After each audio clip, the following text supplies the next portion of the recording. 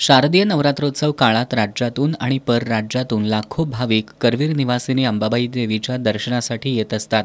या काळात भाविकांची फसवणूक टाळण्यासाठी जिल्हा प्रशासनानं रिक्षा, टॅक्सी, यात्री निवास, हॉटेल आणि भोजनालयांचं शासकीय दरपत्रक जाहीर करावं, वाहतूक कोंडी टाळण्यासाठी वाहनांच्या पार्किंगची योग्य ती व्यवस्था करावी, मंदिर परिसर, रेल्वे स्टेशन, बस स्थानक आणि प्रमुख चौकात मोबाईल स्वच्छतागृहांची व्यवस्था करावी, परगावच्या भाविकांना कोल्हापूरच्या धार्मिक स्थळांची, पर्यटन स्थळांची आणि कोल्हापुरी खाद्यपदार्थाची माहिती व्हावी यासाठी प्रदर्शन भरवण्यात यावं।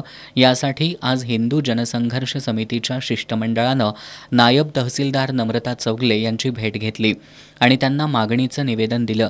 यावेळी अभिजित पाटील, आनंदराव पवळ, सुहास सामंत, कविराज कबुरे, राजेंद्र तोरसकर, संभाजी थोरवत, महेश पवार, विजय सोनवणे, सुरेश जाधव, विक्रांत पाटील उपस्थित होते।